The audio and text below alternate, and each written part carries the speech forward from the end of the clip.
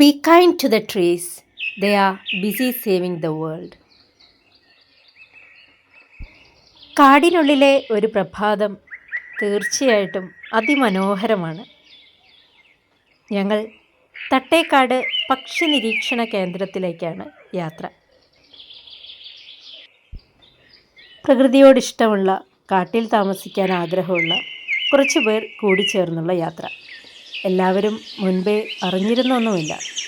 പലരും അന്നാണ് ആദ്യമായി പരിചയപ്പെട്ടത്. നാട്ടറിവുകളെ പോലെ തന്നെ കാട്ടറിവുകളും പ്രധാനപ്പെട്ടതാണ്. കുറച്ച് കാട്ടറിവുകൾ നേടിയാണ് ഞങ്ങൾ നടന്നത്. കേരളത്തിൻ്റെ സ്വന്തം ബട്ടർഫ്ലൈ ആയ ബുദ്ധമയൂരിയുടെ ഹോസ്റ്റ് പ്ലാന്റാണ് ഇത്, മുള്ളിനം. കാട്ടിലെ കുഞ്ഞു ഇഴജന്തുക്കളെയും പരിഗണിക്കണമല്ലോ. ഇതാണ് കേട്ടോ കൊട്ടം. ഞങ്ങളൊരു പ്രഭാത സവാരിക്കിറങ്ങിയതാണ്.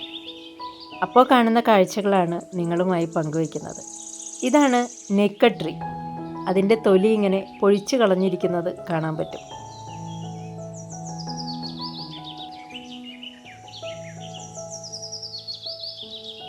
ഇനി കാണാൻ പോകുന്നതാണ് പെരുങ്കുരുമ്പ എന്ന് പറയുന്ന വള്ളിച്ചെടി. പാലപ്പൂ പോലെ മനോഹരമായ പൂവുണ്ടാവും എന്നൊക്കെ സുരേഷേട്ടൻ ഞങ്ങൾക്ക് പറഞ്ഞു തരികയാണ്. സ്കിൻ ഡിസീസസിനൊക്കെ ഉപയോഗിക്കുന്ന ഒരു മരുന്നായിട്ടാണ് ഇതിനെ പരിചയപ്പെടുത്തി തന്നത്. മഴക്കാലമല്ലാത്തതിനാൽ നീർച്ചോലകളിലൊന്നും വെള്ളമില്ല എന്നൊരു പരാതി ഉണ്ടായിരുന്നു ഞങ്ങൾക്ക്.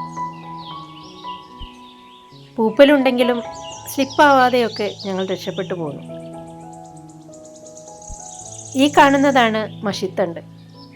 ഇതെല്ലാം ഞങ്ങൾക്ക് പരിചയപ്പെടുത്തി തരുന്ന ആള് സുരേഷേട്ടനാണ് കേട്ടോ. ഇതാണ് വാതക്കൊടി. വാദം മാറുന്നതിന് ഉപയോഗിക്കുന്ന ഒരു ഔഷധമാണ്. ഈ ഡാർക്ക് ഗ്രീൻ ആയിട്ടുള്ളതാണ് തിപ്പലി. ഒരു മരം വീണതുകൊണ്ട് കാടിനൊന്നും സംഭവിക്കില്ലെന്ന കോട്ട് ഇത് കണ്ടപ്പോൾ ഓർമ്മ വന്നു. ഇതാണ് നമ്മുടെ സ്നേഹപ്പുല്ല്. തൊട്ടാൽ സ്നേഹത്തോടെ കൂടെ പോരും. അതുതന്നെയാണ് ഈ പേരിൻ്റെ കാരണം.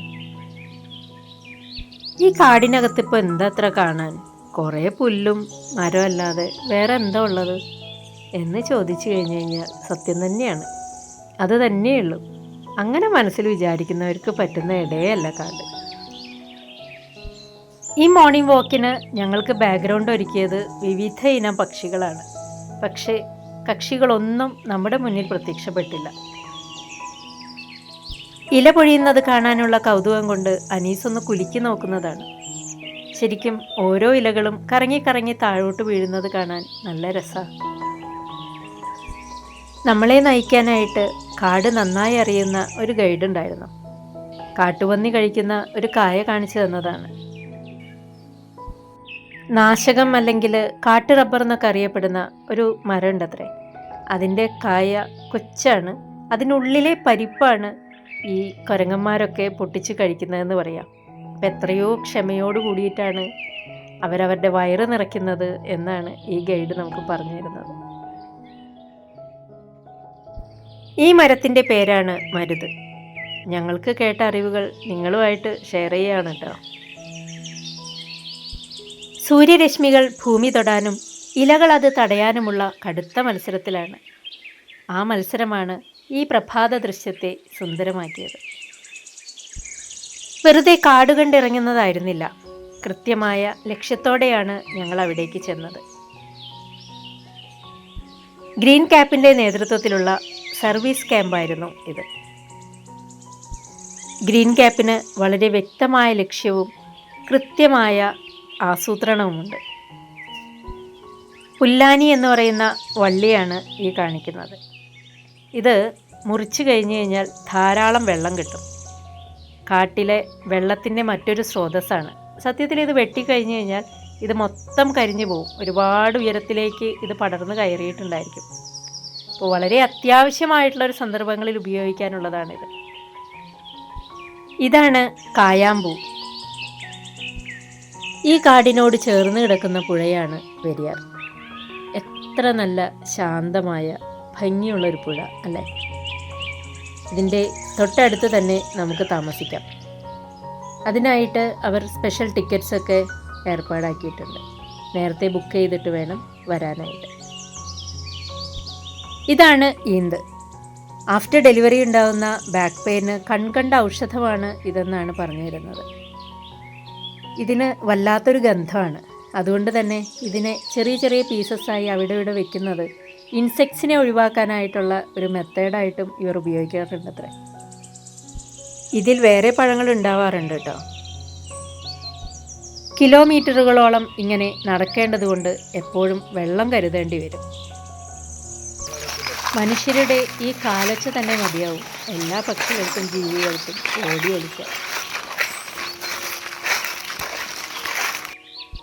ഓരോ മരത്തിൻ്റെയും തടിയും ഇലയും ബ്രാഞ്ചസും എല്ലാം എത്രയോ വ്യത്യാസപ്പെട്ടിരിക്കുന്നു അല്ലേ? എന്താ ഒരു ബ്യൂട്ടി! ഞങ്ങൾ ഞങ്ങളുടെ കർത്തവ്യത്തിലേക്ക് കടക്കാണ്. ഇതാണ് രോമക്കദളി. ഇതൊരു അധിനിവേശ സസ്യമാണ്. ഒരു കാടിനെ മൊത്തം നശിപ്പിക്കാനായിട്ട് ഇത്തരം സസ്യങ്ങൾ മതിയാവും. ഞങ്ങളന്ന് കണ്ട എല്ലാ കടകളെയും പിഴുതു മാറ്റിയിരുന്നു. വേരിലൂടെ തന്നെ നീണ്ട് നീണ്ട് അതിങ്ങനെ മുളച്ച് വരും. ആ പ്രദേശം ആകെ പടരാൻ വളരെ എളുപ്പമാണ്. വെറുതെ കാട് കണ്ട് പുറത്തിറങ്ങുന്നതിനേക്കാൾ നമ്മൾ എന്തെങ്കിലുമൊക്കെ ഒരു സർവീസ് ചെയ്ത് തിരിച്ചിറങ്ങുമ്പോൾ ഉണ്ടാകുന്ന തൃപ്തിയുണ്ടല്ലോ, അത് പറഞ്ഞറിയിക്കാൻ വയ്യാട്ടോ. ഞങ്ങളുടെ കൂട്ടത്തിലെ ഏറ്റവും മൂത്ത ഏട്ടനാണിത്, മോഹനേട്ടൻ. ഏറ്റവും ചുറുചുറുക്കോടെ കണ്ടതും ഈ മോനാട്ടനെയാണ്. ഇതൊക്കെ പറിച്ചു കഴിഞ്ഞാലും താഴെ വെച്ച് കഴിഞ്ഞിട്ടുണ്ടെങ്കിൽ വീണ്ടും ആ വേര് നിലത്ത് തട്ടി ഇതങ്ങ് പടർന്നു പോരും. അതുകൊണ്ട് ഞങ്ങളിതിനെ മുകളിലേക്ക് കയറ്റി വയ്ക്കുകയാണ്. ഒത്തുപിടിച്ചാൽ മലയും പോരുമെന്നല്ലേ? ഞങ്ങളെല്ലാവരും ചേർന്ന് പരിശ്രമിച്ചപ്പോൾ ആ ഭാഗം മുഴുവൻ വൃത്തിയായി കിട്ടി. കാട് വെട്ടിത്തെളിച്ചതാണെന്നൊന്നും പറഞ്ഞേക്കരുത് കേട്ടോ. ഓരോ ഏരിയയിലും അതങ്ങനെ കൂട്ടമായി വളരുകയാണ്. ഒരു ഏരിയ കഴിഞ്ഞ് കഴിഞ്ഞാൽ അടുത്ത സ്ഥലത്തേക്ക് ഞങ്ങൾ മൂവ് ചെയ്യാണ്. ഈ കാട്ടിലെ ഏറ്റവും വ്യത്യസ്തമായിട്ടുള്ളൊരു പക്ഷിയുണ്ട്. അതാണ് മാക്കാച്ചിക്കാട. കക്ഷിയെ കാണാനായിട്ട് ഒരുപാട് ആളുകൾ വരാറുണ്ട്. ഇതാണ് കേട്ടോ രോമക്കദളി. നമുക്ക് ആ ഇലയെ നന്നായി നോക്കുമ്പോൾ രോമം പോലെ ഒരു വസ്തു കാണാൻ പറ്റും. നമ്മുടെ ഈ മാക്കാച്ചിക്കാടയെ സംരക്ഷിക്കുന്ന മരങ്ങളെ ഇത് ബാധിക്കുന്നുണ്ട് വല്ലാതെ. അതുകൊണ്ട് അതിൻ്റെ സംരക്ഷണമാണ് നമ്മൾ ഇതിലൂടെ പ്രധാനമായിട്ടും ലക്ഷ്യം വെച്ചത്. ഒരു കൂട്ടം ആളുകളുടെ ഒന്നിച്ചുള്ള താമസവും പ്രവർത്തനവും തീർച്ചയായിട്ടും മറക്കാനാവാത്തതാണ്. ഒരു ലൈഫ് ടൈമിൽ ഒരിക്കലും മറക്കാനാവാത്ത നല്ലൊരു ഓർമ്മയായിട്ടാണ് ഞങ്ങൾ ഓരോരുത്തരും തിരിച്ചു പോയത്. ഒപ്പം കുറച്ച് കാട്ടറിവുകളും. ഈ സർവീസ് ക്യാമ്പിലെ ആരുടെ പ്രായവും ജോലിയും ഒന്നും ആർക്കും ഒരു വിഷയമായിരുന്നില്ല. എല്ലാവരും ഒരൊറ്റ മനസ്സോടെ ഒത്തുചേർന്ന് താമസിക്കുകയും അതുപോലെ തന്നെ ഈ ജോലികളെല്ലാം ചെയ്തു തീർക്കുകയും ചെയ്തു.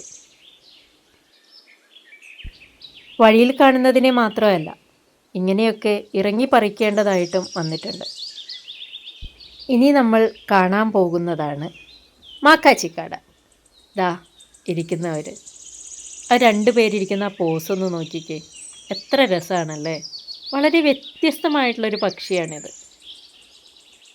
ഒട്ടും ശല്യം ചെയ്യാതെ ഞങ്ങളവരെ കണ്ടു മടങ്ങി.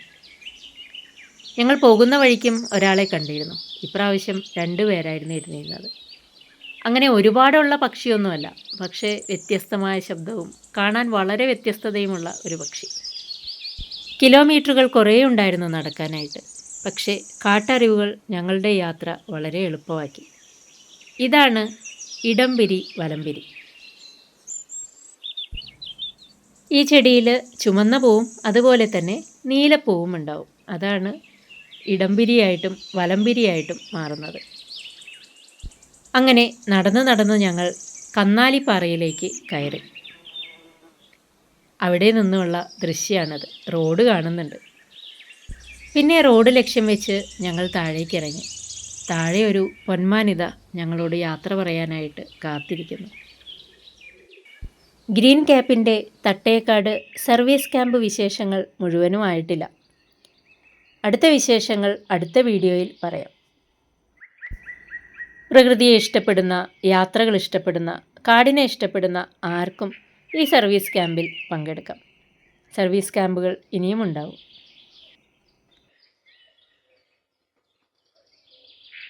ഇതവിടുത്തെ ഔഷധ സസ്യപ്രദർശന തോട്ടമാണ്. അങ്ങനെ ഇന്നത്തെ നമ്മുടെ യാത്രാവിശേഷങ്ങൾ അവസാനിപ്പിക്കുകയാണ്. ഇനി വളരെ പെട്ടെന്ന് തന്നെ അടുത്ത വീഡിയോയിൽ കണ്ടുമുട്ടാം. അതുവരേക്കും ടേക്ക് കെയർ. Bye bye.